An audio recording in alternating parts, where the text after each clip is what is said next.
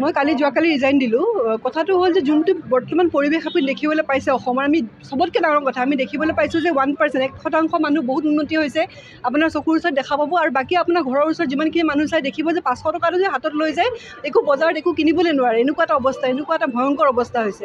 আৰু সেই অৱস্থাটো মূল কাৰণত, সেই অৱস্থাটোৰ কাৰণেই আমাৰ যোনটো অৰ্থনৈতিক এটা আনৰেষ্ট এটা হৈ গৈছে ছ'চাইটিত, সেই আনৰেষ্টটো বচাবৰ কাৰণে সেই আনএমপ্লয়ড যিখিনি ইউথ আছে সেই ইউথখিনিক যাতে তেওঁ প্ৰত্যেকখন ঘৰৰ যাতে এটা কিবা নহয় কিবা এটা মিনিমাম ইনকাম হওক, সেই তাৰ প্ৰচেষ্টা কৰিবৰ কাৰণে মই চাকৰি এৰি পেলাই মই ইয়াত জইন কৰিছোঁ।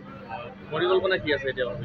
ৰাইজৰ কাৰণে কাম কৰি যাম, ৰাইজৰ হকে কাম কৰি যাম। আৰু বিশেষকৈ ৰাইজক সজাগ হ'ব লাগিব, যোনটো তেওঁলোকে এটা অস্থিৰ পৰিৱেশ সৃষ্টি কৰিছে, অস্থিৰ পৰিৱেশটোৱে আমাক মানে প্ৰত্যেকজন মানুহক চুই গৈছে আচলতে। আমি সেইকাৰণে আজি যদি আমি কনচিয়াছ নহওঁ, আজি যদি আমি সজাগ নহওঁ, ফ'কাছ নহওঁ প্ৰব্লেমবিলাক লৈ পেলাই, কাইলৈ কিন্তু আমাৰ দেশখন কিন্তু ইষ্ট আফ্ৰিকাৰ নিচিনা বা যোনটো ইষ্ট এছিয়ান কাণ্ট্ৰিজ যোনবিলাক আছে সেই তেনেকুৱা ধৰণৰ এটা বিপদত পৰিম, য'ত দেখিম যে বহুত ধনী মানুহ, 3% মানুহৰ কাৰণে ইকনমি বহুত আগবাঢ়ি গৈছে, দেখিম GDP বহুত হাই, কিন্তু দেখিম যে 97% মানুহ বিল' পভাৰ্টি লাইনত আছে, য'ত খাব নাপায় মানুহ মৰি গৈছে। তেনেকুৱা এটা অৱস্থাত আমি পামগৈ।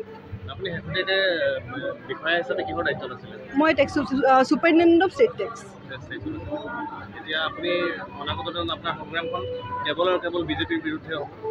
বিজেপিৰ বিৰুদ্ধে আৰু ৰাইজৰ উন্নতিৰ কাৰণে, সেই দুটা।